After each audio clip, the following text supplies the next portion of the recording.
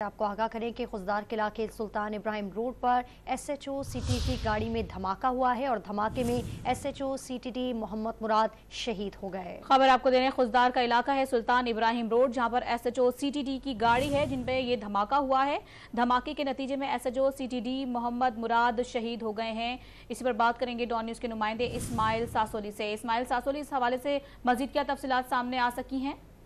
जी बिल्कुल, खुददार के इलाका सुल्तान इब्राहिम रोड पर गाड़ी को निशाना बनाया गया है। पुलिस के मुताबिक एसएचओ सीटीडी मुराद जामोट की गाड़ी था जिसे में धमाका हुआ है। इब्तिदाई तौर पर जो मालूमात पुलिस के मुताबिक कह रहे हैं कि जो है गाड़ी में बम नस्ब किया गया था जिसे रिमोट कंट्रोल के जरिए उड़ाया गया है और एसएचओ वहां से गुजर रहे थे। एसएचओ मौके पे जांबाक हो गए हैं और एक राहगीर वहां से गुजर रहे थे, वो जख्मी हो गए। पुलिस और दीगर सिक्योरिटी इदारे मौके पे पहुंचे हैं और इलाके को घेरे में लेकर मजीद तफ्तीश कर रहे हैं।